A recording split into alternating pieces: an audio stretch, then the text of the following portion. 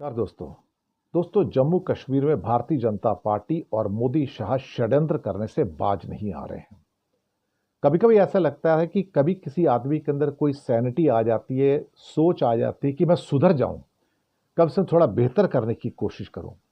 लेकिन एक किस्म से जो अंडरवर्ल्ड का राज होता है, माफिया का राज होता है, वहां पर यह सोच नहीं आती कि मैं कभी कुछ अच्छा भी कर सकता हूं।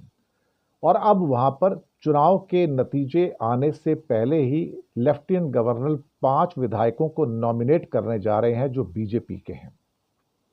मामला तूल पकड़ चुका है। हालांकि उपराज्यपाल के पास 5 विधायकों को नॉमिनेट करने का अधिकार है और इससे बहुमत का आंकड़ा बदल जाएगा क्योंकि इनके पास वोटिंग की पावर्स दी जा रही हैं।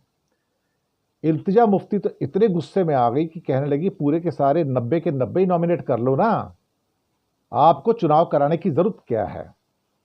तो कहीं ना कहीं आपको जवाब तो देना पड़ेगा और ये जवाब एक यही हो सकता है कि मोदी और शाह के इस षड्यंत्र का एक ही जवाब हो सकता है कि वहां पर बीजेपी की सरकार नहीं बननी चाहिए और जितने भी लोग वहां इलेक्ट होकर आते हैं सब एक साथ आके एक सेकुलर प्लेटफॉर्म के ऊपर सरकार बनाएं और मोदी और शाह को बताएं कि कश्मीर के अभिमान पर चोट करोगे तो चोट हम भी देंगे और तब तुम देखना कि तुम्हें कितना दर्द होता है।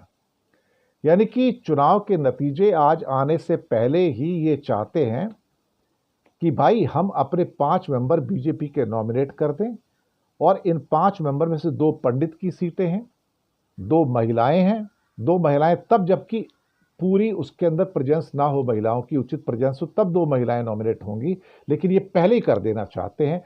प्लस एक पीओके से 1989 के बाद के जो विस्थापित हैं उनके पास ये सारे के सारे जो षड्यंत्र रचा जा रहा है, जो प्रपंच है इनका, तो इसका मतलब विधानसभा में सदस्यों की संख्या 90 नहीं 95 हो जाएगी। तो आपकी मेजोरिटी 46 से बढ़ के 48 पे आ जाएगी।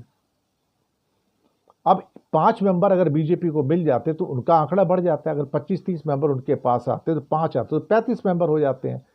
फिर उसके बाद उनको 11 मेंबर और चाहिए होंगे, निर्दलियों को खरीद लेंगे, कुछ भी करेंगे और राशिद इंजीनियर जैसे लोग हो सकता है इनको साथ भी दे दें।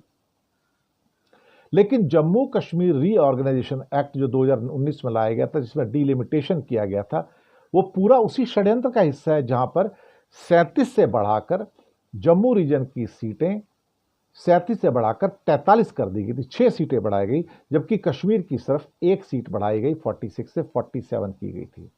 तो ये षड्यंत्रकारी लोग हैं, ये दरअसल अंडरवर्ल्ड की तरह काम करते हैं। मुझे लगता है कि जनता इसका भी हिसाब देगी और 60-70 से ज़्यादा सीटें सिर्फ सेकुलर फोर्सेस को देकर कहीं ना कहीं मोदी और शाह को और लेफ्टिनेंट गवर्नर को इस बात का जवाब देगी कि हम तुम्हें दिखा देंगे कि हम क्या कर सकते हैं। और जम्मू कश्मीर की जनता इस बात को समझे और वो हिंदू भी जो जम्मू रीजन के हैं वो इस बात को समझे कि भारतीय जनता पार्टी उनके साथ षड्यंत्र कर रही है, उन्हें धोखा दे रही है, वो उनका पक्ष नहीं ले रही है, उनको धोखे में रख के वो दिल्ली से शासन चलाना चाहती है।